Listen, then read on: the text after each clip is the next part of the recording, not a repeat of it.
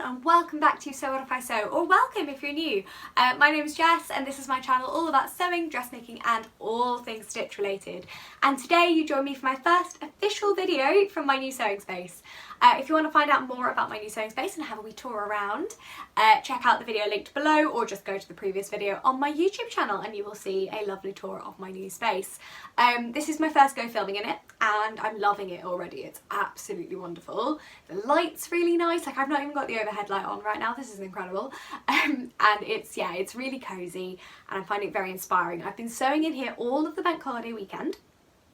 And I have really found it to be like, I managed to cut out a pattern in here even though it's quite a small space, and I just found it really nice and cosy. My only concern is my overlock is quite loud. As you can see, he's beautiful in the background, and trust me, there will be a video once I've got to grips with him. I will introduce you all to him formally.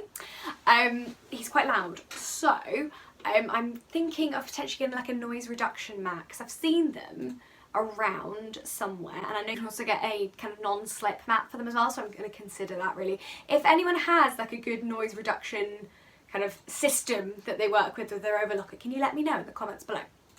Anyway, on to today. So today I'm going to talk to you about my Make 9, and more specifically I'm going to update you on the projects I've done, and I'm going to let you know what's in the pipeline, as it were, because I know a lot of people review their Make 9 annually. However, for me, because I actually really want to make all of the garments on my Make 9, I thought that the best way to remind me kind of consistently of what they are, remind me why I want to make them, and to kind of keep me on track, the best way for me would be to review my Make 9 quarterly, which is what we're doing. So it's April now, we've had 3 months of my Make 9, and it's not been as productive as I would have hoped. I've made 2 out of my Make 9, and actually I do have 4 in the pipeline now, which is really good, and then a couple more will come into play kind of later in the year. But I did want to update you on the 2 I've made so far, how I found making those, which is I've made my Tilly and the Buttons Nora, and I've made the Florence Blouse from Size Me Sewing, both of which are lovely garments and I wear them a lot, but I'll tell you a little bit more about those in a moment. And the ones I've got coming up in the pipeline is the Elodie wrap dress from Closet Core. It's my first Closet Core pattern as well, so I'm really excited. My yoga leggings, which I've still got a couple of patterns in contention for. I'm actually at the moment thinking about a free Patterns for Pirates ones. It looks like the best shape for my figure, but I'll show you that again later on. I also have now got the fabric for my Tilly and the Buttons Cleo, which I'm very excited about. And I got given the pattern for the Dawn jeans for my birthday. So my thoughts are, in like kind of end of May-ish, I think I'm going to start toiling the Dawn jeans, and we'll see what we get to, but I've got a few things I want to kind of work through first. I've actually got so many projects in my head right now and I can't wait to make them all. So I'm trying to like order them through in my head. Anyway, on to the Make 9. The more astute amongst you will have noticed I'm actually wearing one of my Make 9 right now. This is the Tilly and the Buttons Nora. I'll stand up so you guys can see. I've also put in a photo of me wearing it. I've gone for the long back, short side, I don't know if you can see there, but yeah, there we go, difference in hem. And it is made in a coral marl stretch knit, it's like a ribbed stretch knit from Lamazi Fabrics. I actually got as a remnant, November I think, October, November time last year. And I was wondering what to make with it, because actually, I'll be honest, I was a bit unsure about the colour. And even when I wear it out, like it's quite nice and springy, but I'm not much of a pastel person. I think it'll look better once my hair is dyed, because my roots are horrific at the moment. But I've been wearing it in the house a lot because it's very cosy. It's really growing on me actually. A couple of points about my Tilly and the Buttons Nora. Sorry, I'm quite breathless today, so do bear with me. Firstly, there is quite a big difference between the size and the finished garment size. So, I've spoken about this quite openly before. I do love Tilly and the Buttons patterns. I think they're beautiful. However, the pattern block is very boxy, and I've found some interesting issues in length as well. So for example, I picked a size based on my bust, which is what, 36, 37, somewhere around there, and my waist is around 26. So I'm used to having to grade across patterns. That's fine, that's not a problem. The problem I've got with Tilly and the Buttons patterns is that I seem to exist, if you go like bust, waist, hips, across about 3 different size bands, which makes it really, really difficult to actually like, I mean, I know I could have, and the thing is I will in future, just do the Nora with a full bust adjustment, I can do that, but ideally it would be just quite nice if there was a little bit more wiggle room, a little bit more give, because her patterns are very square. So in making the Nora, I think I made, based on my sizes, my measurements, I chose my bust because it was a top and I don't care, like it's a loose fit anyway. I chose a size based on my bust, which I think was a 14 now I think about it. And I'm usually like an 8 to a 10, so I'm already coming up a lot higher in Tilly and the Button sizing than I do anywhere else. I don't know if anyone else finds this. I spoke to some people on Instagram who have the same problem, which made me feel better. And it is absolutely enormous. Now, if I hold my arm out, obviously it's a kind of grown on sleeve, my body is there. So I don't know if you can see, I've got about what, 3 inches of just box square fabric. Like, I know it's a grown on sleeve, but that hits halfway down my arm, so it's way too big. Like, the only redeeming feature really is that the neck's nice and loose, but even then, like, it does hang down quite a lot. So yeah, I would definitely pick your size based on the finished garment measurements, or finding a happy medium between your size and the finished garment size in your size bracket. Because, you know, if you're like me, it may come up massive. The other thing I would say is I think it was in the end, I cut 6 inches off the sleeves. And if I hold my arm up, they still hang in exactly the right place, right? You know, there we go. They hang in exactly the right place. And that's after having 6 inches taken off the arms. It's just ridiculous, absolutely ridiculous. So that's kind of one of my gripes with the Nora. However, I did really enjoy making it. This fabric is so soft and snuggly, and that's definitely made it like really nice to wear in the house. But it is still like, I am going to make another Nora because I really want to see if the size I made is the problem or if the shape just doesn't work on my body. Like, I'm genuinely really interested. So what I think I'm going to do is potentially later this month, next month, I'm going to make another one, and I'm going to trace out the pattern pieces for the smaller size, do a full bust adjustment and see how it works and see if that fits better.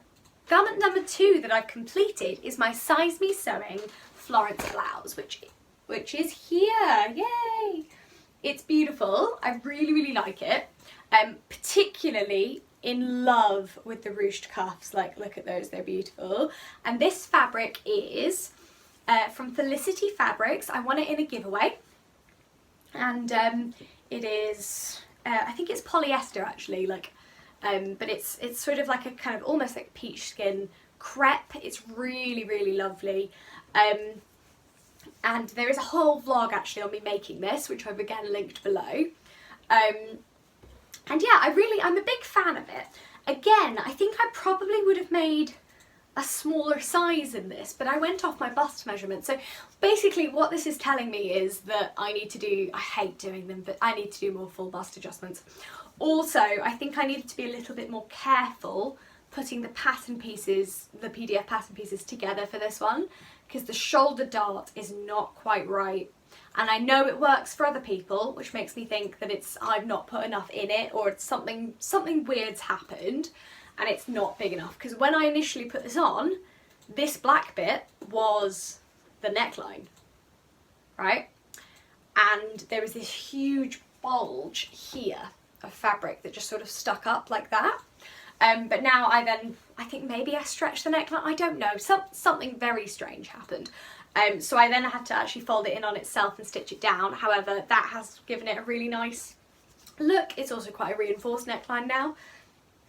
And I did some contrast stitching down the front, which you're not told to do, but I thought would look really pretty. And again, it's quite long on me. So the other thing, if I was making this again, which I may well do, is I will shorten it a little bit, and I might take a little off the side seams, just because when you have a larger bust but a smaller waist, wearing something that's quite loose, like fits over the bust and then is loose, makes you look a little bit blousy and makes me look a little bit pregnant, which I don't like. So I do tuck this in to waistlines, but like I probably wouldn't wear it untucked in because it would look a bit strange.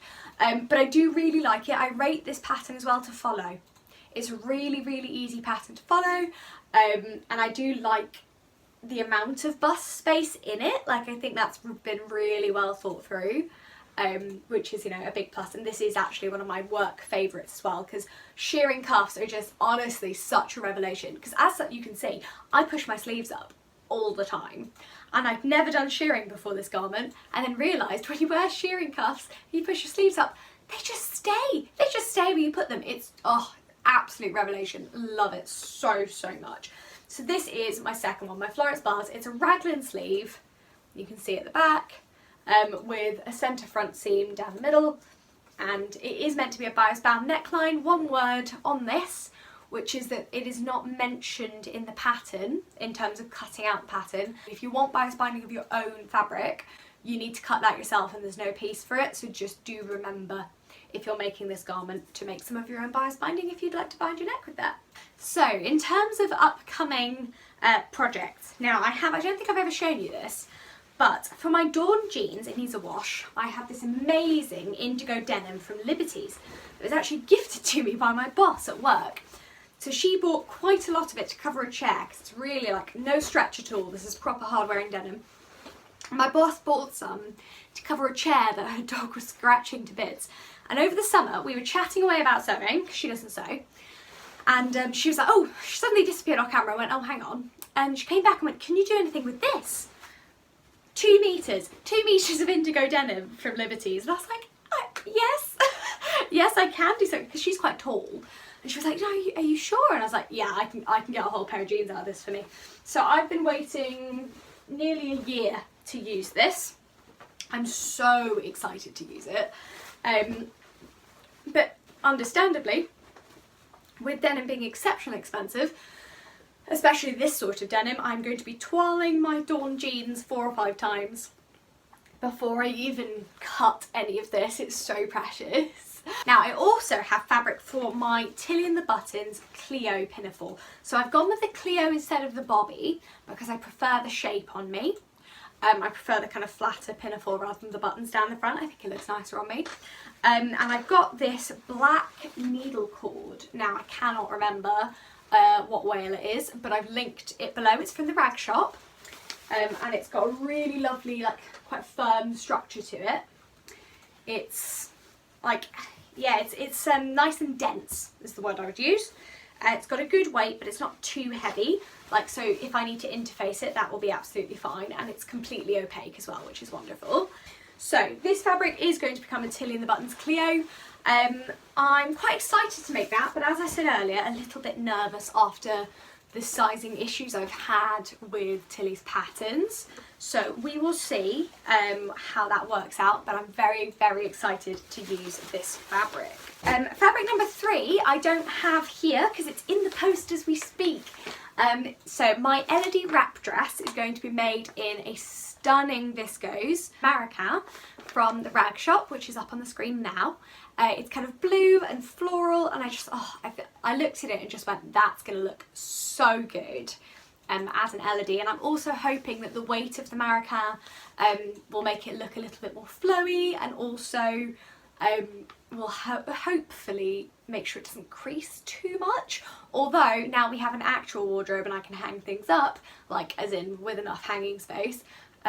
Fingers crossed it should actually be fine and won't crease too much. But yes, that is in the post as we speak, and I'm so excited.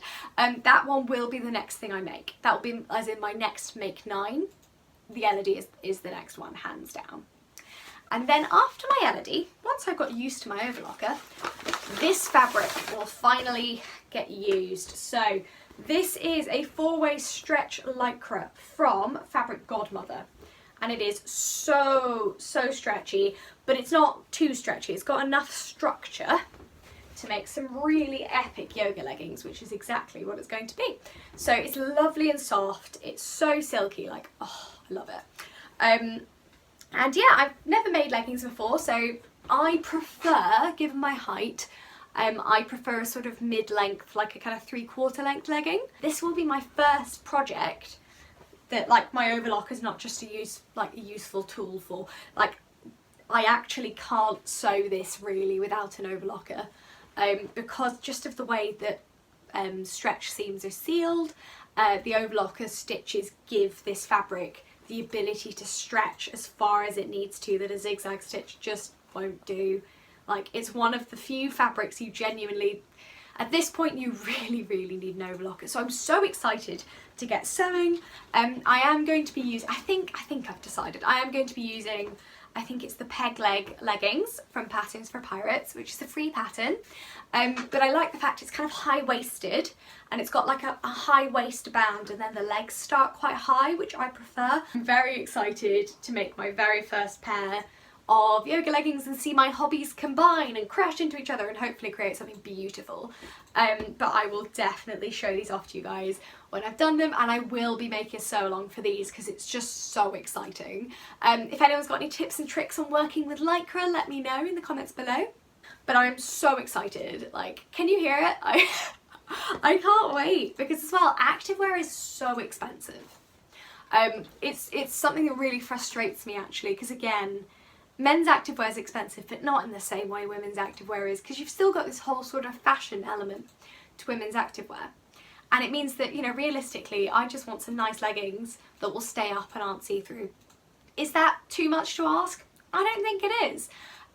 But as somebody who has taught yoga now for quite a few years, and also who's quite sporty, it's really hard to find a decent pair of leggings under about 50-60 quid. So I'm quite excited to sew with Lycra and find out how I can craft something that really moves with my body, rather than, because that's the thing with leggings. It's not about containing you to an extent. It is about your leggings being able to do the things that your body can do. And it's about your sportswear being able to follow your body. So I'm actually, yeah, I'm really excited for the challenge of that, for making and designing something that's gonna work with me. I'm also really wanting to have a go at sports bra patterns, but I'm struggling a bit because I am a G, I think, like a 30G or something, and I'm struggling to find sports bra patterns that go up beyond like a double D, and also that have the smaller back sizes. So if you know of anyone or any patterns or anything out there that do sports bra, you know, like a decent high impact, like I can make a yoga bra, but I need something that's like going to stand up to running ideally, or, you know, cardio, let me know in the comments below, because that's a project I really want to get working on, and I think I will have enough left of this to make one, so I'd quite like a matching set. So yeah, let me know in the comments below that you know what pattern I should use. So that is my Make 9. I'm so excited actually. It's really nice to have set myself a list and actually be doing it, like, and actually be working my way through. It's so lovely, especially as they're all garments I've picked because I genuinely really want to make them, and I really want to, for some of them, for example with my leggings, I want to learn through making them. I want to understand how sportswear works. It's really important to me. And then, you know, with my Elodie, I just want something really comfy for the summer. Like, I love the wrap style with the grown on sleeves. I think I'm going to make mine kind of midi length, because again, it's work appropriate but nice and breezy when it's really hot. And yeah, I mean, I'm excited for it all, but let me know in the comments below what you're most excited to see, which of my makes you've liked so far, if you've got any sports bra pattern recommendations, pop them below. Also, I now have a community tab on YouTube, which I have no idea what to do with, I'll be honest. However, I thought it might be nice if I tell you guys, like maybe at the beginning of each month or whatever, what sort of things I'm planning on making, and maybe give you guys a choice in what sew-alongs I do. I don't know if that would be useful in any way. I want to be showing you guys content that you actually like and want to see, and if there's very specific sew-alongs you want to see, then, you know, I'm making it anyway. Why not? It's no bother for me to film things. So, you know, if that's something that you'd like as well, do let me know. Equally, I'm going to try and put a few more tutorials on here, because it's something I'm getting asked for quite a lot now, and in particular I do have a zip video coming up, I think at the end of April, which will explain, basically I think I'm doing invisible zips, exposed zips and normal zips. I think there's one other one, oh yes, jacket zips I'm also doing, because I really like jacket zips and I was quite surprised to hear how many people really hate them. So I'm going to be doing a fun 4-zip tutorial, but if there's any other tutorials you want, again, please drop me a message, let me know in comments. I am so open to things that you guys want to see. So all that remains for me to say is thank you so much for watching today. If you enjoyed this video, give it a like, share and subscribe if you want to hear more from me. And thank you all so much for watching. I'll see you next time.